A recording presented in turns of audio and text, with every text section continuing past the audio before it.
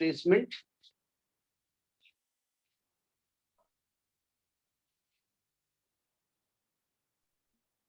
हमने sine theta लिखा था।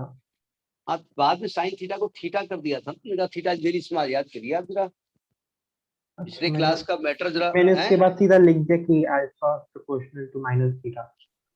नहीं, तो यहाँ पर ये क्या शो हुआ था, because acceleration is directly proportional to the displacement. देखिए दो चीजें हैं, अगर मैं बात एक्सेलरेशन की करता हूँ लीनियर, तो बात मैं करता हूँ लीनियर डिस्प्लेसमेंट की। आप याद करिए 11th क्लास में उसमें सिंपल हार्मोनिक मोशन में लीनियर डिस्प्लेसमेंट ए आया था जो प्रोपोर्शनेट माइनस वाई या माइनस एक्स हो रहा था, याद है। लीनियर डिस्प्लेसमेंट वहां पर ए आया था जो वहां पर माइनस एक्स के प्रोपोर्शनेट हो रहा था। तो बात वही है कि जब बात हम करेंगे लीनियर एक्सेलरेशन की तो बात करेंगे लीनियर डिस्प्लेसमेंट की, और जब बात करेंगे एंगुलर एक्सेलरेशन की तो बात करेंगे एंगुलर डिस्प्लेसमेंट की। तो इसका मतलब शो हो गया था कि it's motion is simple harmonic motion. अब अगर इस सिंपल हार्मोनिक मोशन कर रहा है तो इसका टाइम पीरियड क्या होगा, तो टाइम पीरियड का फॉर्मूला क्या होता है, इट्स टाइम पीरियड का फॉर्मूला जरा बताइए। T इज इक्वल टू क्या प्रूफ कराया था, 2 pi under root displacement upon acceleration, याद आया। टाइम पीरियड का फॉर्मूला था 2 pi under root displacement upon acceleration. अब ये हम प्रूफ कराने नहीं जा रहे हैं, 11th क्लास में नहीं जा रहे, मैं बता दे रहा हूँ। यहाँ पर डिस्प्लेसमेंट कितना है, डिस्प्लेसमेंट है थीटा और एक्सेलरेशन है अल्फा। अल्फा की वैल्यू रख दीजिए। ये देखिए अल्फा की वैल्यू रखते वक्त ये ध्यान रखिएगा कि I am not talking about negative sign, because negative sign क्या इंडिकेट करता है, हम आपको ऑपोजिट याद होगा डायरेक्शन है। हमने नेगेटिव अपने आप लगाया था, negative was not in the syllabus in the proof. मैंने नेगेटिव लगाया था because the restoring force was there, और ये अपोजिट डायरेक्शन में उस डाइपोल को ले जाने की कोशिश कर रहा था, that's why I have used negative sign there. तो 2 pi under root theta upon alpha की वैल्यू क्या है, ये M B theta upon I वाला ये वाला भी आई है। तो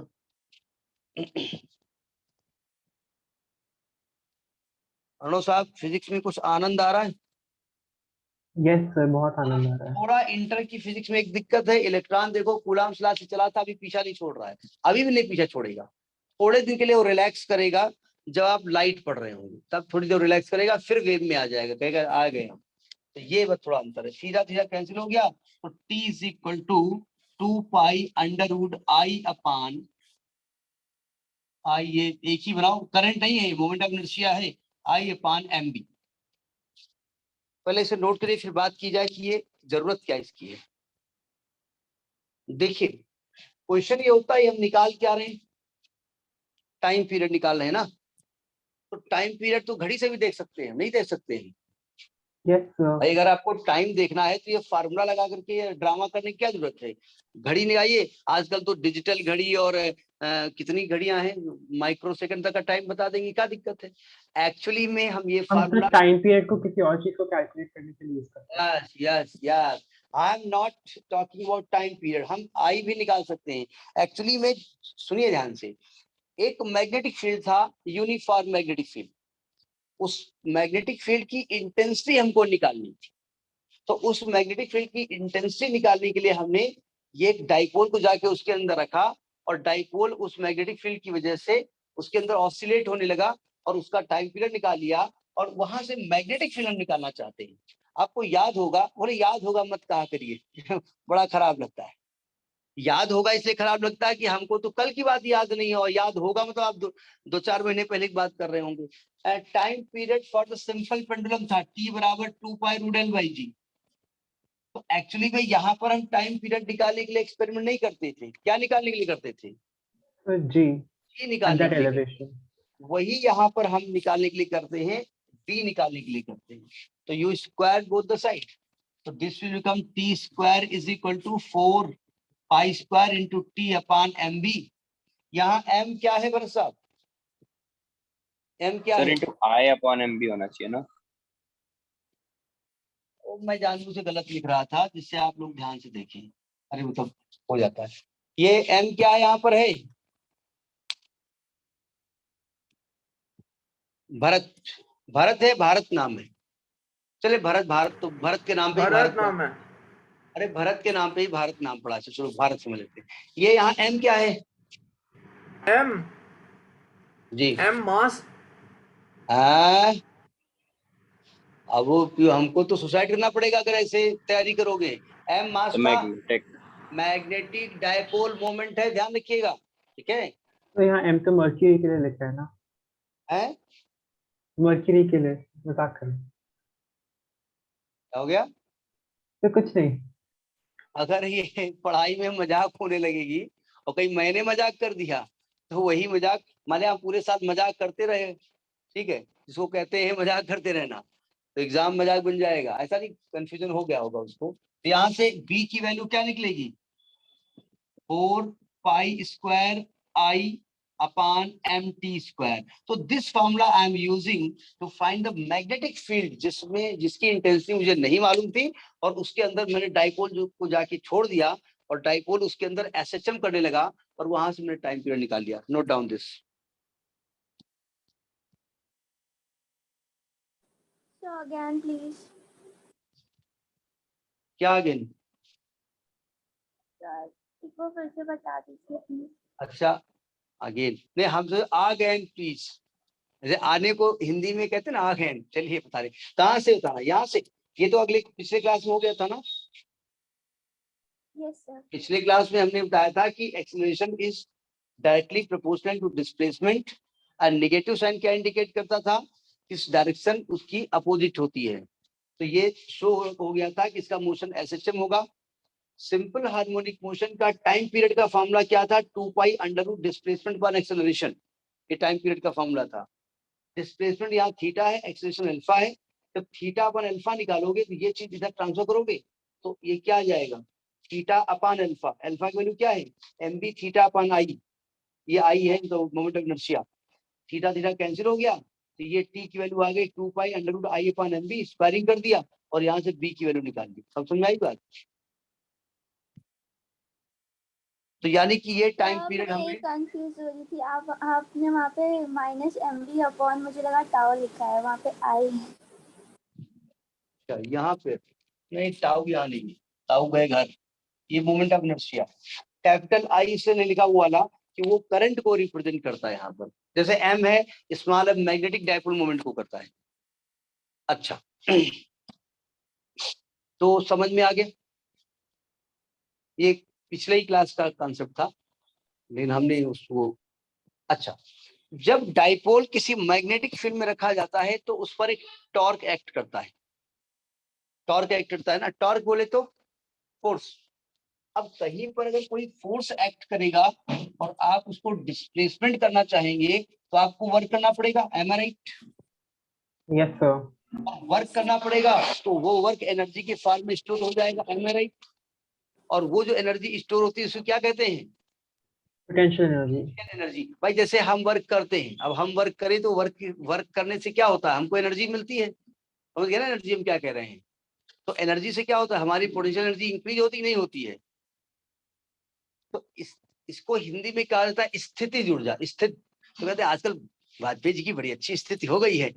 मतलब स्थिति का मतलब क्या होता है? उनकी स्थितिज ऊर्जा बढ़ गई है। क्या बढ़ गई है? मतलब हिंदी में बता रहा हूँ, एनर्जी। पोटेंशियल एनर्जी बढ़ गई है। ठीक है, तो लिखिए potential energy of magnetic dipole in a magnetic field. Potential energy of a magnetic dipole, magnetic dipole in a magnetic field. आज में एसी का वो स्टेबलाइजर कुछ स्पार्किंग कर रहा है, इसलिए बहुत गर्मी इस कमरे में है। सर, काम तो करने पड़ेगा जी। Sir electromagnetic induction, when will you start? After completing this chapter, हम तो लाइन से चल रहे हैं, जब वो नंबर आएगा तो शुरू होगा। अभी तो ये चैप्टर बचा है ना। ठीक है, 2-3 दिन तो लगेंगे इस क्लास को। कारण है ना कि बहुत शॉर्ट में अगर पढ़ाया जाए, बिल्कुल बस जंप मार मार कर तो पहुंच जाएंगे कल ही हम। इसके बाद चैप्टर वो आएगा ना, ये खत्म हो जाएगा। इसमें अर्थ एक दिन तो अर्थ मैग्नेटिक ले जाएगा, अर्थ मैग्नेटिक ले जाएगा। और कम से कम 2 दिन ये ले जाएगा, तो 3 दिन का क्लास अभी कम से कम इसमें लगेगा। खैर, आप जानते हैं जब मैग्नेटिक डाइपोल को किसी मैग्नेटिक फील्ड में रखा जाता है तो उस पर टॉर्क एक्ट करता है। तो आप कहेंगे भाई we know that the torque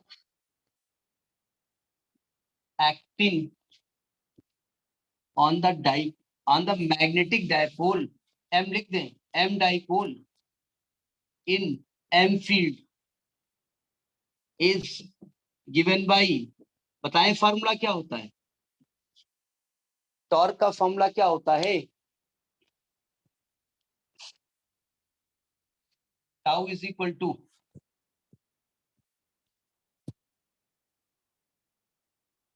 सब पानी पीने चले गए क्या, पावनी आई है कि नहीं आई आज, Pavani is present, Ashutosh, Bharat, Kunal, Sir, M into B. Pavani good evening, आई है, बोल नहीं रही है, तो काय बोल, M B sine theta, M B sine theta. अब जरा समझिएगा, अगर इसको आप डिस्प्लेस करते हैं, कौन सा डिस्प्लेसमेंट होगा इसमें, एंगुलर डिस्प्लेसमेंट। अगर इसको एंगुलर डिस्प्लेसमेंट करते हैं तो बताइए टॉर्क की वैल्यू क्या पूरे डिस्प्लेसमेंट के दौरान सेम रहेगी, जरा समझने की कोशिश करिएगा। अगर हम, ये मैग्नेटिक फील्ड है, ये डाइपोल रखा हुआ है, इसे थीटा एंगल बनाते हुए, ऐसे ना बनाओ, ऐसे बनाओ, थीटा एंगल बनाते हुए, अगर इसको आप रोटेट करते जाओगे तो टाउ बदलता जाएगा ना, एम आई राइट। अब अगर इसको इनिशियली थीटा 1 एंगल से है, बाद में आपने इसको घुमा दिया थीटा 2 एंगल पे, तो आपको वर्क निकालने के लिए टॉर्क इनटू एंगुलर डिस्प्लेसमेंट रखेंगे। हाँ हाँ बोलते जाओ, कहानी होती ना, टॉर्क को हम क्या लिखेंगे, टॉर्क इनटू एंगुलर डिस्प्लेसमेंट, यही तो वर्क होता है। Yes, लेकिन sir. एक प्रॉब्लम है कि जैसे जैसे हम, जरा समझिएगा, इस टॉर्क को आप डिस्प्लेसमेंट समझो, पहले यहाँ पर Sir? डाइपोल था जी, Sir, can we write tau in vector form? Can we write ना ना tau भाई, का एक arrow एक is एक equal एक to m एक cross एक b? अरे भले सुन लिया करो बात, मुझे मैथमेटिकल इसको प्रूफ करना है, वेक्टर फॉर्म में नहीं लिखेंगे आप, वो तो एम क्रॉस बी होता ही है, लेकिन यहाँ पर वेक्टर फॉर्म नहीं लिखेंगे क्योंकि हमको वर्क निकालना है, और work is a scalar quantity, इसलिए हमको टॉर्क का मैग्नीट्यूड लेना है। ठीक है, देखो ये डाइपोल था, पहले थीटा 1 एंगल पे था, फिर थीटा 2 एंगल पे चला गया, डिस्प्लेसमेंट कितना हुआ, थीटा 2 माइनस थीटा 1 हुआ कि नहीं हुआ। Yes, sir. अगर मैं टॉर्क इनटू एंगुलर डिस्प्लेसमेंट कर दूं तो वर्क निकल आएगा, क्या यहां से यहां तक टॉर्क सेम रहा है, तो जब भाई आप अगर वर्क निकालते हो फोर्स इनटू डिस्प्लेसमेंट, तो नियम यह है कि जहां से जहां तक बॉडी गई फोर्स हर जगह सेम होना चाहिए, एम राइट। Yes, sir. तो टॉर्क तो चेंज हो रहा है, तो हम ये वाला फॉर्मूला डायरेक्ट अप्लाई नहीं कर सकते। ठीक है, अब क्या करेंगे, हमने कहा देखिए ये डाइपोल है, ये थीटा एंगल पे रखा हुआ है मैग्नेटिक फील्ड में, और इस पर टॉर्क कितना लग रहा है, एम बी साइन थीटा। हमने हल्का सा रोटेट किया, ये बताइए टॉर्क की वैल्यू थोड़ी देर तक तो मान लेते हैं ये वैल्यू 50 है, तो जब इसको घुमाओगे तो 50 से 50.1 लेने में एक आध सेकंड लगेगा। तो मैंने माना कि हम अगर इसको डी थीटा एंगल से घुमाएं, वहां तक टॉर्क चेंज नहीं होता है, समझ आ रही बात नहीं आ रही है। तो अगर मान लें कि work done in rotating the torque नहीं sorry the dipole by angle d theta, d डब्ल्यू is equal to tau into d theta. ये हम मान के चल रहे हैं कि पहले जो टॉर्क था ना वो टाउ था, और जब मैंने डी थीटा एंगल से घुमाया है, इतने एंगुलर डिस्प्लेसमेंट में टाउ चेंज नहीं हुआ है, इसलिए मैंने डायरेक्ट ये फॉर्मूला लगा दिया। सही बात कहा मैंने। Yes, sir. भाई अभी क्या हो रहा था, 60 डिग्री पे रखा था, 60 से 90 डिग्री हो गया, 30 डिग्री से घुमाइए, तो वैसे तो हम इसको टाउ इंटू 30 लिख देते हैं हम, लेकिन क्या 60 से 90 के बीच में घुमाने पे टॉर्क सेम था, नहीं था, चेंज हो रहा था ना, इसलिए वो डायरेक्ट फॉर्मूला हम नहीं लगा सकते। तो हमने कहा डी थीटा एंगल से घुमाने से टॉर्क चेंज नहीं हुआ, वो टाउ ही रहा, तो इतना वर्क हुआ। अब आप इसको θ1 से θ2 घुमाते हैं तो ये dw कितना हो गया, mb sin theta d theta. अब निकालेंगे टोटल वर्क डन इन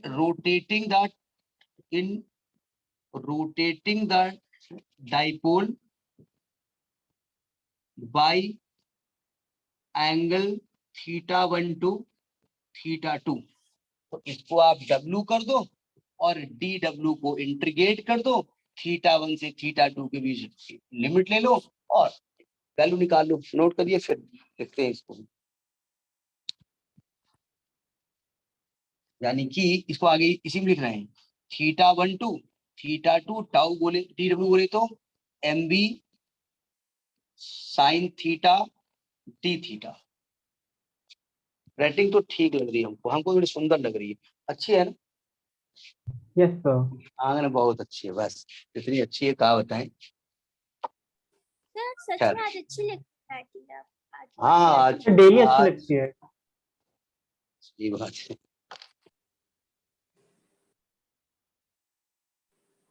सर डॉक्टर्स की राइटिंग से तो अच्छी ही है। नहीं, डॉक्टर की तो राइटिंग ही वैसी होती है जिसे मेडिकल स्टोर वाले पढ़े केवल।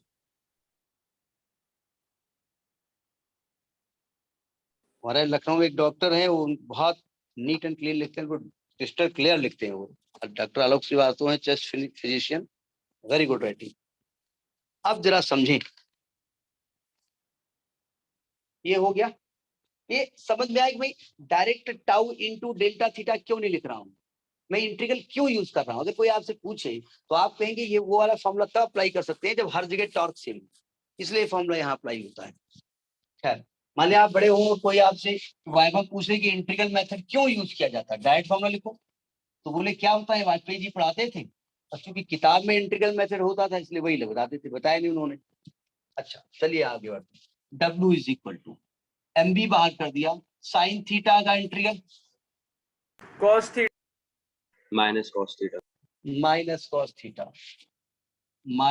Cos theta limit θ1 to θ2 by वाले याद कर ले, फिलहाल हम लोगों को याद करना पड़ेगा।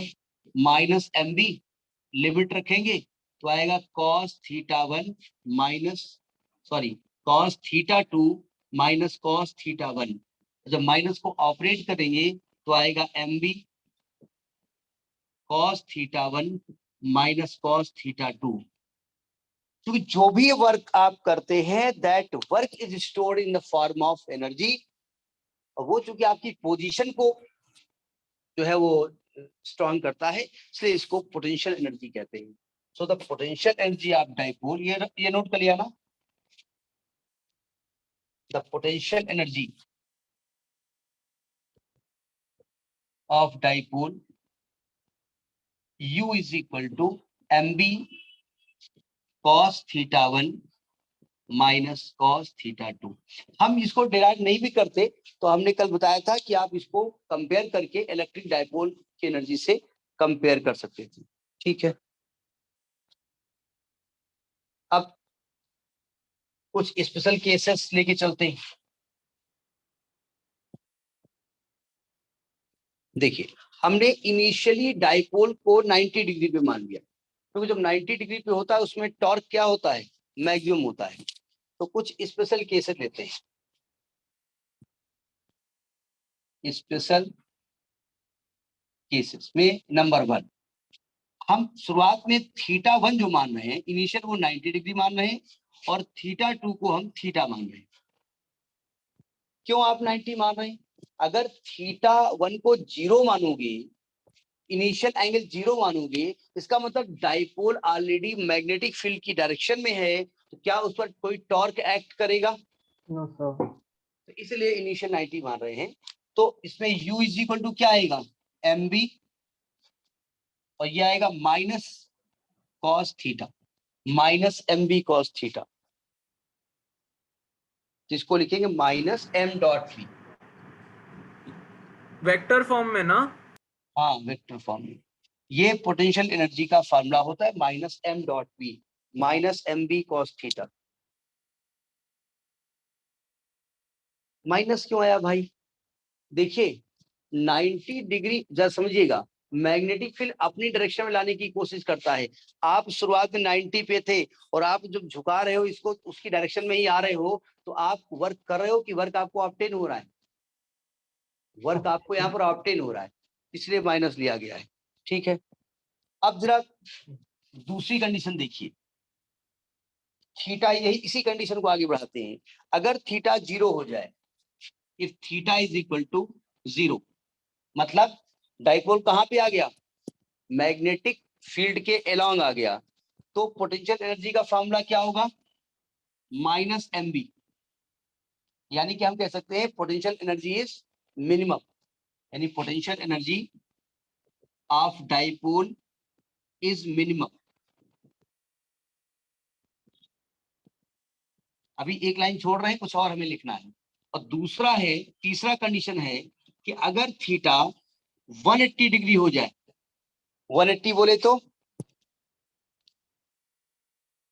अच्छा थीटा 90 हो जाए, पहले 90 कर लो, 90 हो जाए, 90 से पे ही था, फिर 90 आपने घुमा के वहीं पे खड़ा कर दिया, तो थीटा अगर 90 हो जाए तो u 0 हो जाएगा।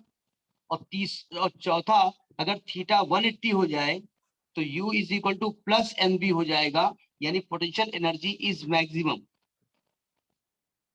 अब जरा देखिए ध्यान से, जिसके पास एनर्जी मिनिमम होती है, मिनिमम एनर्जी, समझ गए ना, इंसान की बात नहीं कर रहा हूं, एनर्जी मिनिमम है। अब टेंशन तो होगी उसको थोड़ी बहुत, लेकिन अपना घर में आया, 10-20 रुपया की सब्जी ले आया, अपना बढ़िया तेल वेल से अपना रोटी खाई और चौड़ा होके सो गया, हाँ खरा मार करके, सुबह उठेंगे 10 बजे 9 बजे। और जिसकी एनर्जी बहुत मैक्सिमम होती है वो बहुत चिंतित रहता है कि 2 किलो सोना भी घर में रखा है, चांदी 20 किलो रखी है, कहीं कोई चोर ना आ जाए तो बंदूक लेके बैठे रहेंगे, वो बड़ा अनस्टेबल रहता है। तो जिसकी मिनिमम एनर्जी होती है वो डाइपोल स्टेबल रहता है, और जिसकी मैक्सिमम होती है वो अनस्टेबल रहता है। समझ में आई बात?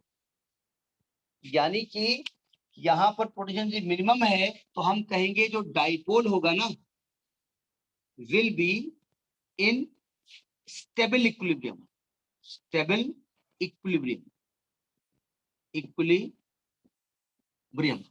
और यहाँ चूंकि मैक्सिमम है, so dipole will be in unstable equilibrium, dipole will be in unstable equilibrium.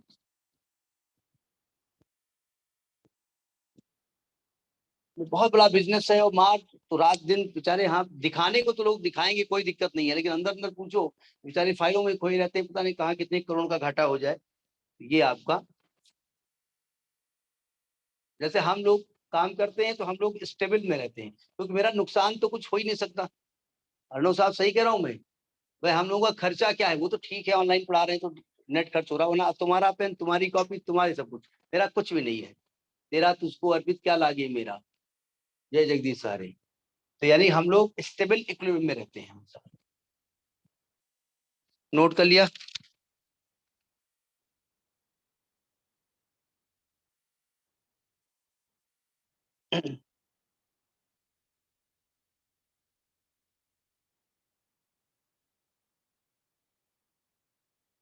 ये कंडीशंस कभी कभी पूछी जाती हैं।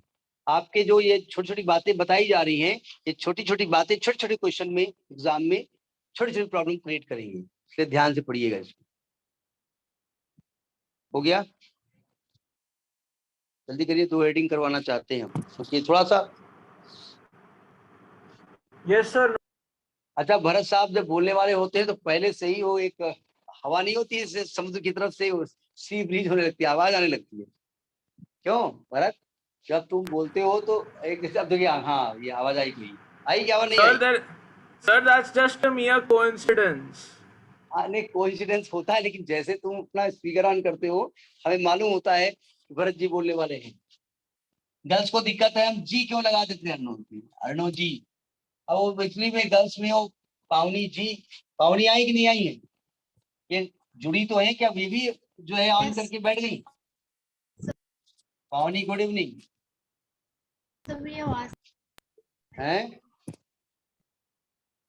अब लिखिए circular loop as a magnetic dipole, circular loop, circular, हाँ नहीं ना, आप भी हैं, तो आपको तो हम पहले ही गुड इवनिंग कर चुके थे, हम पहले देख लेते हैं, आपकी यूनिफॉर्म से पहचान जाते हैं कि आप हैं। Circular loop as a magnetic dipole, magnetic dipole, जरा समझिए आप। Once upon a time there was a class in which I have taught. If current will flow in this direction, then that will be the south pole. If current will flow in this direction, that will be north pole. यानी current अगर clockwise flow होती है तो वहां south pole behave करेगा रहेगा, अगर anti clockwise होती है तो नॉर्थ पोल करेगा। ठीक है, किसी लूप में करंट फ्लो हो रही है, हमने बताया भी था कि कौन सा वाइज है, हमारी तरफ इधर मत खड़े हो। डिपेंड करता है कहाँ से देखें। नहीं, अरे आप उधर से देखो भाई, डिपेंड मत कराओ, उधर से देखो आप। Clockwise। और हमारी तरफ से ये क्लॉकवाइज है। ठीक है, तो यानी कि लूप तो एक ही है, उसमें करंट फ्लो करा रहे हैं। ये मैंने एक लूप लिया है, ये मेरी नहीं, बार बार हम कहते हैं ऐसा ना करना। ये ऐसे करंट फ्लो हो रही है, तो मैं इधर से देख रहा हूं तो ये क्लॉकवाइज है, आपकी तरफ से एंटी क्लॉकवाइज। तो क्लॉकवाइज बोले तो साउथ पोल और आपकी तरफ से नॉर्थ पोल, इधर से साउथ पोल इधर से नॉर्थ पोल। इसका मतलब ये हुआ कि ये एक मैग्नेटिक फील्ड, मैग्नेट की तरह बिहेव कर रहा है, तो इसका अपना डाइपोल मोमेंट होगा, उसी के बारे में बात करने जा रहे हैं। देखिए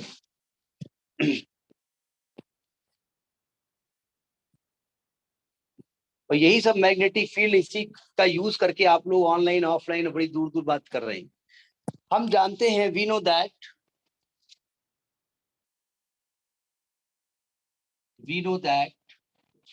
the magnetic field on the axis of circular loop, circular loop is given by, बताएं किसी सर्कुलर लूप की वजह से मैग्नेटिक फील्ड का फार्मूला क्या होता है? V is equal to mu naught I A square upon 2 A square to A square plus R square to power 3/2। यही था ना, आप याद करिए, एक लूप था, ऐसे बनाया था हमने, और इसकी एक्सिस पर यहां से आर डिस्टेंस पर मैग्नेटिक फील्ड का फॉर्मूला बताया गया था। लूप में आई करंट फ्लो हो रही है और लूप की रेडियस जो है वो ए है। अच्छा, अगर मैं मान लूं कि आर जो है ना, ए की कंपेरिजन बहुत दूर है, वेरी लॉन्ग, यानी if R is greater and greater than A, then किसको नेग्लेक्ट करेंगे? Neglecting A square. कौन सा ए स्क्वायर? जो आर के साथ होगा। देखो, अकेला अगर ए है तो वो छोटा भी है तभी वो वहां पर इंपॉर्टेंस रखेगा, आर के साथ है इसलिए उसको नेग्लेक्ट कर दिया गया। तो बी इज इक्वल टू क्या होगा? बी होगा mu naught I A square upon 2, और चूंकि ए स्क्वायर नेग्लेक्ट हो गया तो ये हो जाएगा आर क्यूब। हम ये दिखाना चाहते हैं कि मैग्नेटिक डाइपोल मोमेंट की तरह बिहेव कर रहा है, कि वो फार्मूला वैसे ही बन रहा है कि नहीं बन रहा है। ठीक है, अब बताइए, अगर मैं म्यू नॉट आई इसको पाई ए स्क्वायर कर दूं, कोई दिक्कत? No sir. अच्छा, और अपान 2 पाई आर क्यूब कर दें, तो ये क्या दिख रहा है आपको? एरिया ऑफ द लूप दिया हुआ है। Yes. तो G is equal to mu naught I into A upon 2 pi R cube. हाँ, ये आप कर सकते हैं कि म्यू नॉट अपान 4 पाई अलग कर दो और 2 आई ए अपान आर क्यूब। आई ए मतलब वो वाला आई ए नहीं, आई ए क्या होता है? मैग्नेटिक डाइपोल मोमेंट का फॉर्मूला आई इंटू ए होता है। Yes. M equals I into A. हाँ, तो इसको लिख सकते हैं mu naught upon 4 pi 2m upon R cube. B is equal to, जहां पर वेयर m जो है, where m is equal to I into A is magnetic dipole moment. हमने तो इसको मैग्नेट नहीं माना था, हमने इसको मैग्नेट नहीं माना था, हमने इसकी वजह से मैग्नेट, इसके करंट की वजह से मैग्नेटिक फील्ड निकाला था। हमने जब इसको प्रूफ किया था तो क्या मैंने इसको मैग्नेट माना था? जब हम इसको प्रूव कर रहे थे तो मैंने इसको मैग्नेट माना था कि इसकी करंट की वजह से मैग्नेटिक फील्ड निकाला था? तो आपने इसकी Current की वजह से। करंट की वजह से निकाला था, लेकिन ये प्रूफ किसकी वजह से आ रहा है? ये तो मैग्नेटिक डायपोल की वजह से मैग्नेटिक फील्ड का फॉर्मूला है एक्सियल पोजीशन पे। This is the formula for the magnetic field on the axial position for a magnetic dipole. तो इसका मतलब ये जो कॉइल है वो कैसी बन गई? ये किस तरह बिहेव कर रही है? मैग्नेटिक डायपोल की तरह बिहेव कर रही है। Have you got it? Yes sir. इसमें स्टेटमेंट लिखिएगा, दिस सजेस्ट दैट, मतलब हमने नहीं मैग्नेट माना, अपने आप वो आ गया कि साहब वो मैग्नेट है। This suggest that circular current loop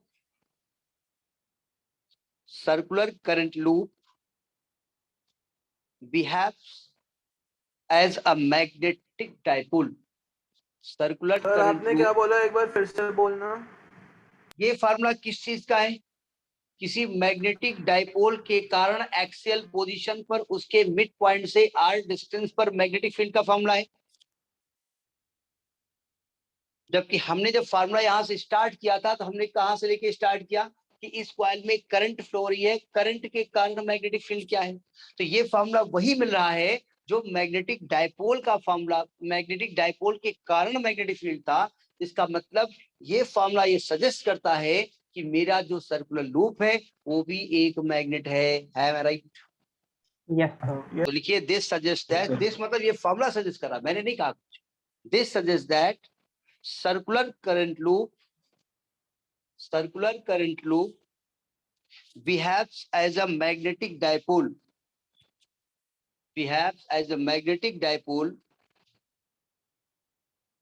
of This suggests that circular loop behaves as a magnetic dipole। ये एक मैग्नेटिक डायपोल तरह बिहेव करता है। behaves as a magnetic dipole of magnetic moment m is equal to ia।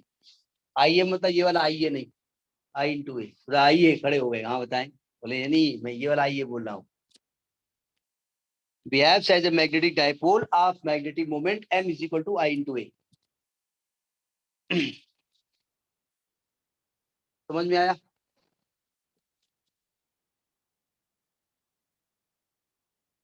देखिए सभी को बात समझ में आ रही है ना कि मैंने इसको मैग्नेटिक डायपोल कैसे प्रूफ कर दिया। अब जरा समझिएगा, जब मुझे ये नोट कर लिया, दिस नोटेड डाउन। अच्छा बोलते नहीं, तुम बोलते रहो, हम नहीं बोलते। सर एक क्वेश्चन है, अगर हमें सर्कुलर लूप दे दिया उसका मैग्नेटिक फील्ड निकालने को बोला, डाइपोल वाला फॉर्मूला लगा देते? लगा सकते हो, लेकिन ये बताओ उसका जो चीज जरूरत है वो दी होनी चाहिए ना। I into a अगर नहीं दिया है तो निकाल सकते हो, कोई दिक्कत। मतलब सर्कुलर लूप में r डिस्टेंस पर अगर मैग्नेटिक फील्ड चाहिए तो ये फॉर्मूला अप्लाई कर सकते हैं। वो वाला फॉर्मूला था म्यू नॉट IA अपान 2a square plus r square power 3/2। ये तो पूछ रहे हो ना, उसकी बजाय ये वाला फॉर्मूला अप्लाई करो। यस सर, वो बहुत लंबा चौड़ा नहीं, खट्टा ये खट्टा फॉर्मूला फॉर्मूला। अप्लाई, अरे रुको भाई, लेट कंप्लीट। हम इसमें मतलब हीरो हम है ना, तो पहले हीरो का डायलॉग सुनो भाई। जब हम पढ़ाते तो हमारा डायलॉग सुनो, आप लोग भी हैं, सुनो ध्यान से। यहाँ पर आपने एक चीज को नेग्लेक्ट कर दिया है। एक को हाँ तो ऐसा नहीं होगा। जब आप इंजीनियरिंग की एग्जाम देने जाएंगे तो वहां पर जैसे आपने डाइपोल मोशन नेग्लेक्ट किए हो ना, वो नेग्लेक्ट वहां नहीं चलता, वही फॉर्मूला अप्लाई किया जाएगा। तो हमने यहाँ पर a square plus r square power 3/2 में वहां पर a स्क्वायर को नेग्लेक्ट कर दिया था ना, इसलिए न्यूमेरिकल ये नहीं अप्लाई। ये तो आपको बस दिखाने के लिए, ठीक है। अब जरा समझिएगा, जब मैग्नीशियम में पत्थर मिले बड़े बड़े तो हमने देखा कि वो एक मैग्नेट तरह बिहेव करते हैं। फिर हमने देखा कि जहां करंट होती है उसके चारों ओर मैग्नेट होता है। फिर हमने कहा कि करंट होती क्यों है, तो करंट इलेक्ट्रॉन के चलने की वजह से होती है। तो इलेक्ट्रॉन तो हर जगह रोटेट करता है, तो हमने कहा इसका मतलब जब कोई इलेक्ट्रॉन अपने ऑर्बिट में घूम रहा होगा तो एक करंट फ्लो हो रही होगी, तो वहां पर मैग्नेटिक डायपोल होगा। सही कह रहा हूं मैं? तो लिखिएगा magnetic dipole moment of a revolving electron. Magnetic dipole moment of a revolving electron. वैसे तो कोई खास बात नहीं, आप कहेंगे आप करंट के लिए तो यूज कर चुके हैं, इसमें कुछ चीजें निकालनी है। Magnetic dipole moment, magnetic dipole moment of a revolving electron.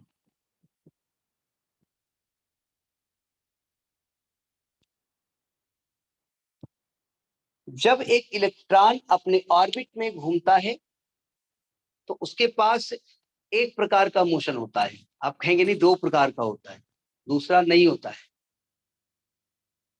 आप बड़ा कंफ्यूज हो रहे होंगे और कई केमिस्ट्री वाले सर सुन रहे होंगे तो कहेंगे अच्छा बेटा क्या पढ़ा रहे हो। आपने पढ़ा है कि वो ऑर्बिटल मोशन करता है, स्पिन भी करता है ना। Yes sir. फिजिक्स कहती है, रुको रुको, मैं स्पिन की बात नहीं कर रहा हूँ, अभी स्पिन की बात करता हूँ। देखिए, कहते हैं जब कोई इलेक्ट्रॉन किसी ऑर्बिट में घूमता है, किसी ऑर्बिट में घूमता है, मान ये इलेक्ट्रॉन इस ऑर्बिट में घूम रहा है, तो ये मान लेते हैं ये इसकी एक्सिस है। अभी बात बनाएगी, इसको नहीं बना रहे, जान भूलिएगा।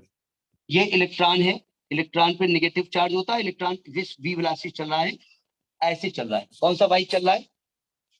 Anti anti anti clockwise. Anti clockwise चल रहा है। तो हमारा जो करंट होगा वो उल्टा क्लॉकवाइज होगा, उल्टी एंटी इस क्लॉकवाइज होगा। तो यानी कि ये अब जरा देखिए ध्यान से, कहां से हम बात स्टार्ट करेंगे। हमको मैग्नेटिक डायपोल मोमेंट निकालना है, वो होता है आई इंटू ए। हमको आई निकालना है, आई होता है क्यू अपॉन टी। हमको टी निकालना है, तो टी कौन सा लेकिन टाइम पीरियड, तो 2 पाई आर अपॉन वी। यहां से काम स्टार्ट करेंगे, समझ में आई बात। हमको बताना ये है कि जब इस ऑर्बिट में इलेक्ट्रॉन घुमा तो इलेक्ट्रॉन के रिवॉल्व करने से करंट फ्लो हुई। और हम जानते हैं अगर इलेक्ट्रॉन को आपने उधर से देखा तो आप कहते हैं एंटी क्लॉकवाइज, हम इधर से देख रहे हैं तो हम कहते हैं क्लॉकवाइज। तो यानी इलेक्ट्रॉन रिवॉल्व करने का मतलब होता है ऑर्बिट में करंट का फ्लो होना, और करंट का फ्लो होना मतलब मैग्नेट बनना, मैग्नेट का डाइपोल मोमेंट निकालना है। तो ये फार्मूला होता है sir I into A. T का फॉर्मूला क्या लिखा आपने? अभी बता रहा हूँ, एम होता है आई इंटू ए, तो हमको करंट चाहिए। तो करंट के लिए क्या फॉर्मूला होता है? Q upon T. क्यू यहाँ पर कौन है? इलेक्ट्रॉन। तो इलेक्ट्रॉन का चार्ज ई, और टी कौन सा लिखेंगे? टाइम पीरियड, क्योंकि और कोई टाइम हमको मालूम नहीं। टाइम पीरियड का फॉर्मूला क्या होता है? Distance upon velocity. तो डिस्टेंस कौन सी दी जाएगी? 2 पाई आर। तो समझ में आया हमको कहाँ से स्टार्ट करना है। मतलब ठीक है, हम यहाँ से स्टार्ट कर रहे हैं, लेकिन क्यों? क्योंकि मेरी रिक्वायरमेंट ये है, और मेरी रिक्वायरमेंट के हिसाब से, क्योंकि मम्मी को पनीर बनाना है इसलिए उसके हिसाब से मसाला इकट्ठा हो रहा है। इसलिए पहले बता रहे कि मसाला हम क्यों इकट्ठा करें। अब लिखिए, लिखिए consider an electron, consider an electron, consider an electron revolving anti-clockwise, anti-clockwise around a nucleus of orbit of radius r, of orbit of radius r with speed v, with speed small v। Capital v नहीं लिखेंगे, capital v potential के लिए कभी use हो जाता है, इसलिए मजबूरी है। with speed v and capital T is its time period, capital T is its time period।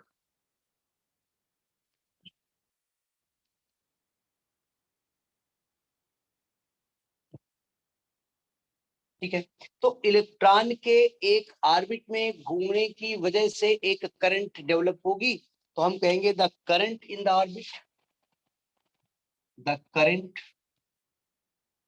In the orbit is given by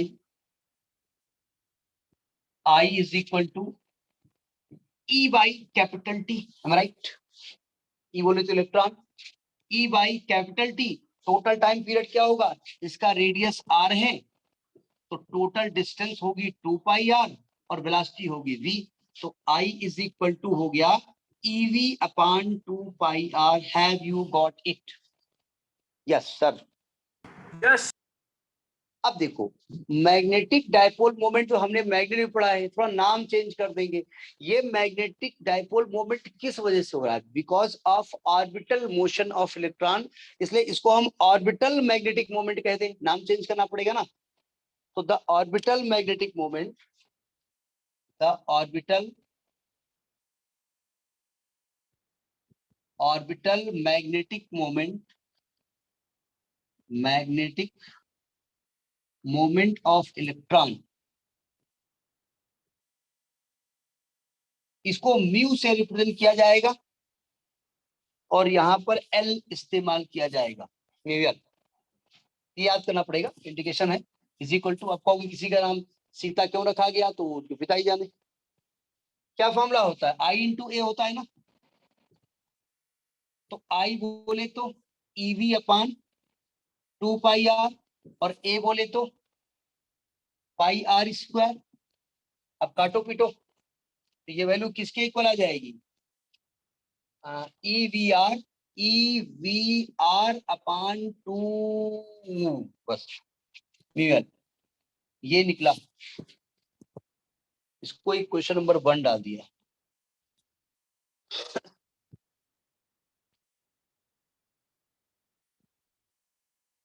समझ में आया, पॉइंट टू पॉइंट समझते जाओ, बहुत अच्छे से समझ में आ जाएगा। भाई कहावत ना, पौड़ी पौड़ी चढ़ते जा जय माता दी कहते जा, वही करना, पौड़ी पौड़ी लिखते जा जय मैग्नेटिक कहते जा। जहां पर कॉन्सेप्ट में दिक्कत हो डिस्कस कर लीजिएगा। मैग्नेटिक डाइपोल मोमेंट, एक्चुअली ये मैग्नेटिक डाइपोल मोमेंट ही है, नाम चेंज करना था, orbiting due to the orbital motion of electron था, से नाम दे दिया गया ऑर्बिटल मैग्नेटिक मोमेंट।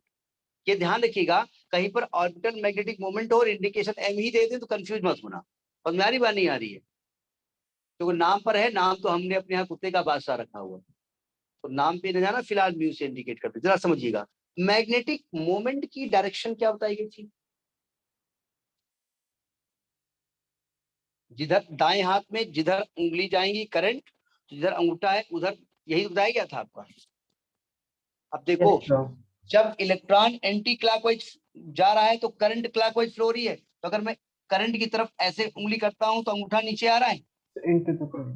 तो मैग्नेटिक, अगर ये न्यूक्लियस हम मान ले न्यूक्लियस है, तो मैग्नेटिक डायपोल मोमेंट जो म्यूएल है उसकी डायरेक्शन नीचे की तरफ होगी। Am I right? Yes I am always right. नहीं, फिलहाल हियर आई एम राइट। अब समझिए, अब जब ये रोटेट कर रहा है तो इसके पास एक मोमेंटम भी है। रोटेट करती हुई बॉडी के पास कौन सा मोमेंटम होता है, एंगुलर मोमेंटम। तो the angular momentum of electron, बीच में क्या है, क्या बनाया आपने बीच में? अरे वो न्यूक्लियस था इसलिए अपने प्रश्न में मत बनाओ, कुछ ना बनाओ। The angular momentum of electron,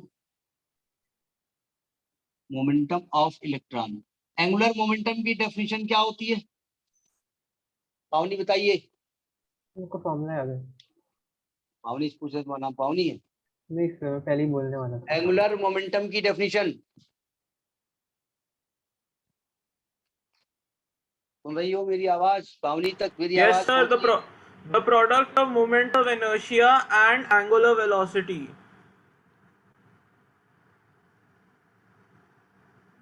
देखिए, हमने आपको किसी इसके साथ रिलेशन बताने के लिए नहीं कहा है, हमने कहा एंगुलर मोमेंटम होता क्या है, the moment of linear momentum. क्योंकि यहाँ पर इलेक्ट्रॉन के पास क्या क्या है, इलेक्ट्रॉन के पास वेलोसिटी है, इलेक्ट्रॉन के पास मास है, इलेक्ट्रॉन के पास रेट, बस यहाँ पर और कुछ नहीं है। ठीक है, तो एंगुलर मोमेंटम की क्या हो गया, रोटेशनल मोमेंटम का इक्विवेलेंट भी कह सकते हैं। हाँ कह सकते हैं। तो फिलहाल हम फार्मूला पूछ रहे हैं आपसे कि what is the definition of angular momentum. Angular momentum को हम इंडिकेट एल से करेंगे, moment of linear momentum. Linear momentum इसमें क्या है, एम ई। अब एक गड़बड़ है, एम तो यहाँ पर कई जगह यूज हुआ है, तो हम एम की बात करेंगे तो एम मतलब मास ऑफ इलेक्ट्रॉन लिखेंगे, इंटू वी लिखेंगे, इंटू आर लिखेंगे। ये एंगुलर मोमेंटम का फॉर्मूला हो गया। इसको एक क्वेश्चन टू डाल दें। हाँ जी सर, तो क्या मैंने जो फॉर्मूला दिया वो गलत है? हमें एंगुलर मोमेंटम का किसी के साथ रिलेशन नहीं चाहिए, हम एंगुलर मोमेंटम की डेफिनेशन चाह रहे थे। तो वो होता क्या है, वो खुद में क्या है, वो तो उसका रिलेशन है मोमेंटम इनर्शिया के साथ में, वो तो भी अन्य के साथ भी रिलेशन उसका होगा। ठीक है, जैसे आपसे कहा जाए व्हाट इज लीनियर मोमेंटम, तो आप कहेंगे rate of change of momentum is force, तो फोर्स के साथ रिलेशन उसका है। Change in momentum is impulse of force, उसके साथ रिलेशन है। आप कहेंगे product of mass and velocity momentum, ये हम फॉर्मूला मीन। इसकी डायरेक्शन क्या होगी, देखो ध्यान से, जो भी एंगुलर चीज है, एक सर्कल है बड़ा सा, एक राउंड पाथ है, डाउनवर्ड्स रहेगी प्लेन के अंदर। Let me complete my sentence. Sorry एक बहुत बहुत बड़ा है, सॉरी कोई बात नहीं, बोल सकते हैं आप, जो बोलेंगे उन्हीं को करेक्ट किया जा सकता है ना, जो बिल्कुल न्यूट्रल रहेंगे उनको करेक्ट नहीं किया जा सकता। वो तो जो तुम कहोगे हाँ हाँ ठीक, अर्णव साहब इज राइट, हम एपी इज राइट, फलाने फलाने इज राइट, ठीक है, रिएक्शन जरूरी है। देखिए ध्यान से, जब किसी सर्कुलर पाथ पे अर्णव दौड़ रहे हैं, हम सेंटर पे खड़े हैं, और एक हमारा जो बादशाह है वो अर्णव के साथ दौड़ रहा है, तो अर्णव जो सरकमफ्रेंस पे दौड़ रहे हैं वो लीनियर, और जो हम अर्णव को ऐसे देख रहे हैं वो एंगुलर। अर्णव के पास लीनियर डिस्प्लेसमेंट भी है, अर्णव के पास एंगुलर डिस्प्लेसमेंट भी है, सही मैं कह रहा हूं। तो जो एंगुलर चीज है वो सेंटर पे है, एक्सिस पर है, ठीक है। और उसकी डायरेक्शन क्या होती, जिधर बॉडी जा रही है उधर आप अपनी हथेली को ऐसे करिए, और जिधर अंगूठा है यही एंगुलर चीज है, चाहे वो एंगुलर डिस्प्लेसमेंट है, चाहे एंगुलर वेलोसिटी है, चाहे एंगुलर एक्सेलरेशन है, चाहे एंगुलर मोमेंटम है, चाहे एंगुलर पिताजी है, चाहे जो एंगुलर है। समझ में ही बात नहीं आई? अब बताओ क्या डायरेक्शन Yes. होगी इसकी। ये इलेक्ट्रॉन एंटी क्लॉकवाइज जा रहा है, हमने ऐसे हाथ किया तो किधर अंगूठा आ रहा है, ऊपर की तरफ आ रहा है भाई, ये एंगुलर मोमेंटम की डायरेक्शन होगी।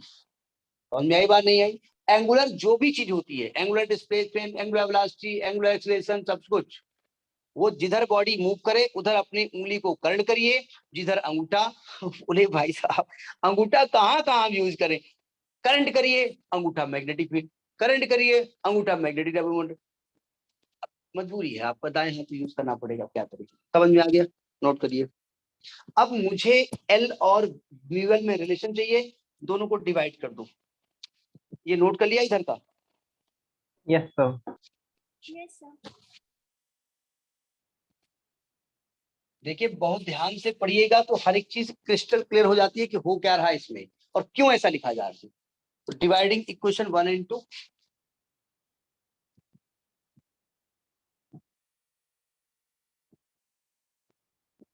वन बोले तो म्यूएल, ये बोले तो एल, म्यूएल बोले तो E V R upon 2 into M E into V into R, तो म्यूएल अपॉन कैपिटल एल। अब ये समझिए कहीं कहीं स्मॉल एल यूज किया जाएगा, कहीं कहीं जे यूज किया जाएगा, इसका इंडिकेशन चेंज होता रहता है, ठीक है।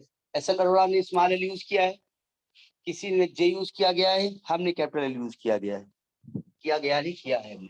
तो ई अपॉन 2 एम ई, तो ये रिलेशन आपका ऑर्बिटल मैग्नेटिक मोमेंट और एंगुलर मोमेंटम में है।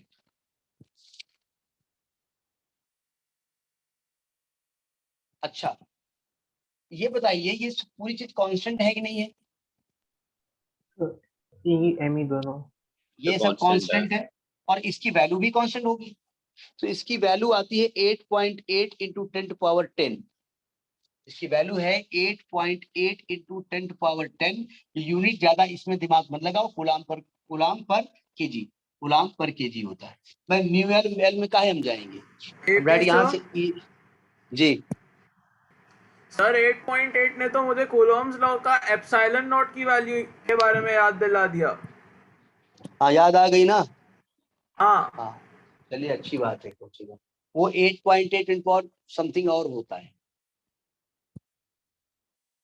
अच्छा जरा समझिएगा, यहाँ पर ऑर्बिटिंग भी इलेक्ट्रॉन चल भी रहा है और इलेक्ट्रॉन मैग्नेटिक फील्ड भी क्रिएट कर रहा है, इसीलिए इस रेशियो का नाम कहा गया जायरो मैग्नेटिक रेशियो। जायरो यूज होता है मोशन की वजह से, इलेक्ट्रॉन के मोशन की वजह से यहाँ पर क्या हो रहा है, एल डेवलप हो रहा है, और इलेक्ट्रॉन के मोशन की वजह से करंट डेवलप हो रही है, जिसकी वजह से मैग्नेटिक फील्ड डेवलप हो रही है। इस रेशियो का नाम क्या है, जायरो मैग्नेटिक रेशियो। लिखिए, this ratio is called gyro magnetic ratio. This ratio is called gyro magnetic ratio. नाम क्यों दिया गया समझ में आ गया? अब नाम क्यों दिया गया तो साइंटिस्ट जाने, लेकिन जायरो हाँ नाम है, फिर से बोलूंगा। Gyro magnetic, gyro GYRO, gyro magnetic ratio. क्यों? Gyro is because of the motion, it is having motion, इसलिए जायरो इस्तेमाल किया गया है। और मैग्नेटिक क्योंकि मैग्नेटिक फील्ड डेवलप हो रहा है। अच्छा, अगर यहाँ पर ये इक्वेशन बनाते रहिए क्योंकि इक्वेशन हम यूज करेंगे बार बार, तो आपका सब कुछ यहाँ लिख नहीं सकते हैं। अच्छा, अच्छा क्यों कहा? अच्छा, पता नहीं क्यों कहा। इन वेक्टर फॉर्म तो mu l is equal to E upon 2 me into L. ये दोनों वेक्टर क्वांटिटी हैं, लेकिन दोनों की डायरेक्शन अपोजिट है, they are anti parallel, so minus E upon 2 me upon, अब me को मास ऑफ अर्थ ना बोल देना भैया, ये मास ऑफ इलेक्ट्रॉन है। क्योंकि m यहाँ बहुत बार यूज हो चुका है मैग्नेटिक मोमेंट, इस कंफ्यूजन को दूर करने के लिए किया गया है ये।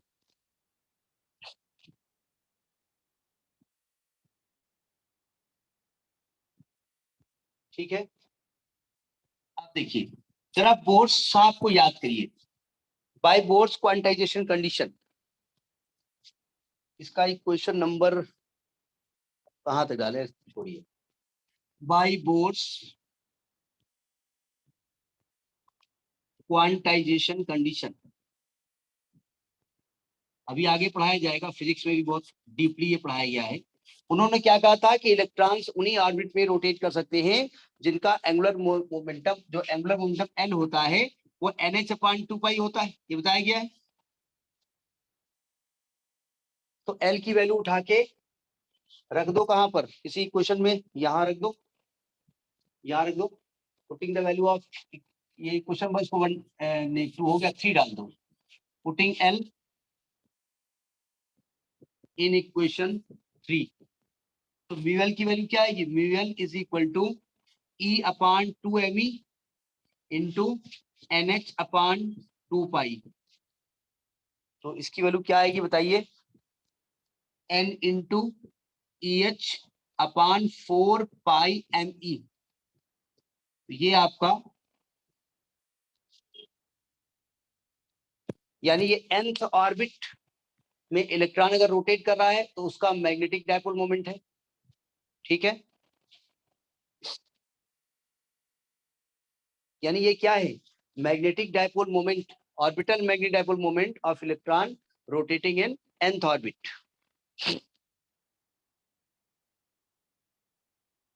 इसमें लिखिए जरा थोड़ी कहानी। It is orbital magnetic moment, it is orbital magnetic moment of electron in nth orbit, in nth orbit। समझ में बात आ रही है सब कुछ? अब देखो ध्यान से, बोर साहब ने कहा कि अगर ये इलेक्ट्रॉन पहली ऑर्बिट में होगा, क्योंकि बोर्स की थ्योरी आपने पढ़ी होगी केमिस्ट्री में, बोर्स ने सिंगल इलेक्ट्रॉन थ्योरी दी थी, जो कि पहले इलेक्ट्रॉन में, पहली ऑर्बिट में रहता है। अगर उसको एनर्जी दे दी जाए बाहर से तो वो एक्साइट होकर के अपनी ऑर्बिट छोड़ करके किसी हायर एनर्जी स्टेट में चला जाता है। पढ़ा है ना आपने? तो Yes, बोर sir. साहब ने कहा अगर ये इलेक्ट्रॉन पहली ऑर्बिट में होगा, इसको क्वेश्चन नंबर डाल दो 4, तो उस समय जो उसका ऑर्बिटल मैग्नेटिक मोमेंट होगा उसको बोर्स मैग्नेटॉन कहा गया। तो अभी एक हेडिंग है बोर्स मैग्नेटॉन, बोर्स मैग्नेटॉन। हाँ यार, H प्लैंक कांस्टेंट है ना? हाँ, H प्लैंक कांस्टेंट है 6.6 इंटू 10⁻34। बोर्स मैग्नेटॉन में कहा गया कि if n is equal to 1, अगर n को 1 कर दे तो जो आपका, लिख लो, अच्छा इसमें थोड़ी थोड़ी लिखिएगा। It is magnetic moment of electron, it is magnetic moment of electron orbiting in first orbit, orbiting in first orbit, यानी n इज इक्वल टू 1 रखेंगे हम। कहां पर? इक्वेशन 4 में। तो बाय इक्वेशन 4, अब देखो ये म्यूएल आपने कहां पे निकाला है? पहली ऑर्बिट में, तो ये मिनिमम होगा पहली बात, और इसी को इन्होंने म्यू बी मान लिया है, बोर्स मैग्नेटॉन की वैल्यू। तो आप n को 1 रख दो, तो EH अपान 4πme, ये सब कुछ कांस्टेंट है कि नहीं है? तो इसकी वैल्यू आएगी 9.27 into 10⁻⁻24 unit ampere metre square. Mu की यूनिट आप जानते हैं, एम्पियर मीटर स्क्वायर।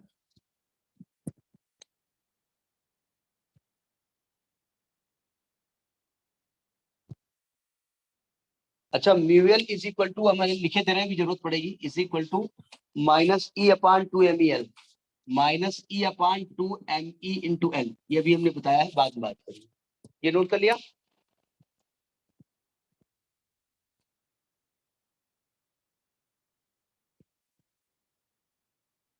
नोट किया? Yes sir, yes sir. अगर कोई बॉडी स्पिन कर रही है तो आप कैसे कहोगे स्पिन कर रही है? किसी के अराउंड स्पिन करती है ना। स्पिन करने के लिए आप बताओगे ना किसके चारों ओर स्पिन कर रही है। अगर 10-20 पार्टिकल्स हैं, ये स्पिन करेगा तभी तो आप कहेंगे स्पिन हो रही है। सिंगल पार्टिकल क्या स्पिन करेगा? इलेक्ट्रॉन एक सिंगल पार्टिकल होता है, वो स्पिन नहीं करता। नहीं समझे? ये फिजिक्स मान रही है। तो उन्होंने कहा भाई स्पिन तो नहीं करता है, लेकिन स्पिन की वजह से मैग्नेटिक मोमेंट तो है। समझ आ रही बात नहीं आ रही है? देखिए, फिजिक्स ये मानती है कि इलेक्ट्रॉन एक सिंगल पार्टिकल है, सिंगल एलिमेंट है, कि सिंगल पार्टिकल है। और जब कोई बॉडी कहीं स्पिन करती है तो किसी एक्सिस के चारों ओर रोटेट करती है, यानी किसी पार्टिकल के चारों ओर घूमती है, तब तो कहेंगे स्पिन कर रहे हैं। नहीं समझे? अब हम अकेले घूमेंगे तो हमारी बॉडी किसी पॉइंट के रेस्पेक्ट में घूमेगी ना। यस तो सर। इलेक्ट्रॉन को माना गया कि ये सिंगल पार्टिकल है, एक अकेला पार्टिकल। एक अकेला पार्टिकल किसके चारों ओर घूमेगा? स्पिन बताया जाता है किसके चारों ओर। तो हमने कहा इलेक्ट्रॉन स्पिन नहीं करते। हमने कहा ठीक ठीक, अब सब कुछ हम ही थोड़े गए। तुमने कहा स्पिन तो नहीं करते। हमने कहा, चाहे किसी ने कहा हो, लेकिन स्पिन की वजह से मैग्नेटिक मोमेंट था उसमें। तो उन्होंने कहा ये मैग्नेटिक मोमेंट उसकी इंट्रिंसिक प्रॉपर्टी है, वो स्पिन करे चाहे न करे। तो इसको कहा गया इंट्रिंसिक मैग्नेटिक मोमेंट, इसको स्पिन माना गया। फिजिक्स कहती है इलेक्ट्रॉन एक सिंगल पार्टिकल है जो स्पिन नहीं करता, क्योंकि तो स्पिन करने के लिए एक पार्टिकल का ग्रुप होना चाहिए, उसके चारों ओर स्पिन करे।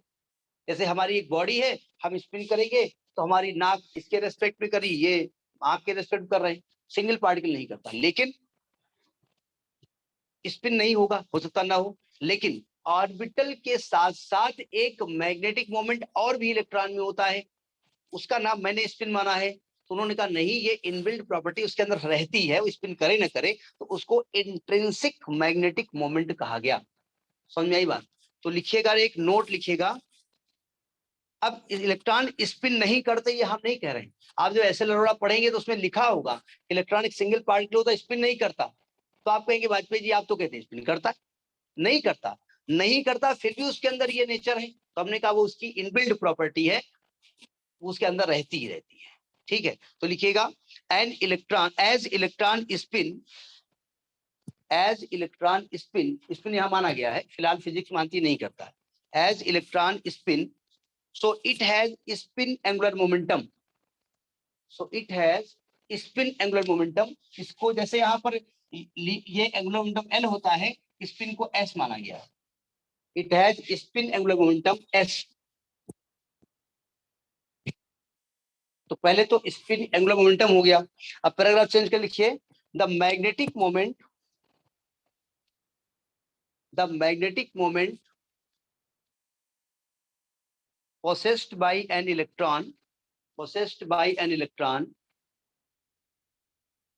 due to spinning motion, due to spinning motion is called intrinsic magnetic moment। intrinsic को अंडरलाइन करिएगा, इंट्रिंसिक मैग्नेटिक मोमेंट, यानी उसके अंदर वो स्पिन नहीं करता हम मानते हैं, लेकिन स्पिन टाइप का उसमें एक मोमेंट होता है जिसका नाम हमने दिया इंट्रिंसिक मैग्नेटिक मोमेंट और स्पिन मैग्नेटिक मोमेंट, और स्पिन मैग्नेटिक मोमेंट, और गिवन बाय म्यू एस।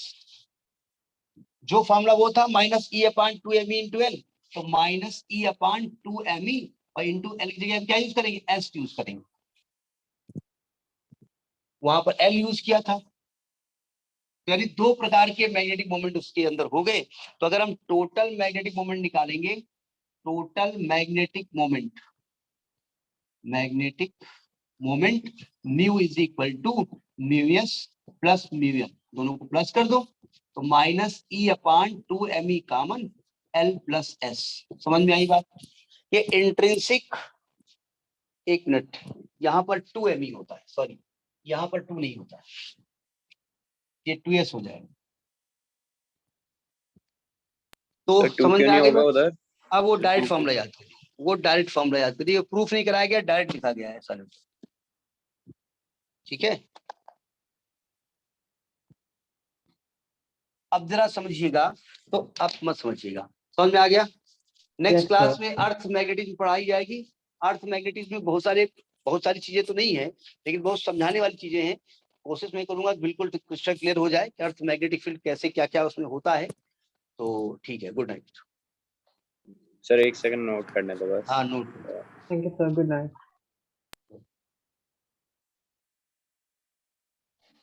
तो प्लीज ये चैप्टर खत्म होने के बाद में मुझे बताएं कैसे क्या हो आएंगे। गया?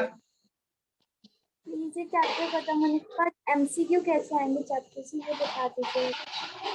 हमको लगता है एमसी को एक आध पेपर वो बोर्ड वाले को वो करे तो बताया जाए, मतलब जो सीबीएसई है वो कुछ करे।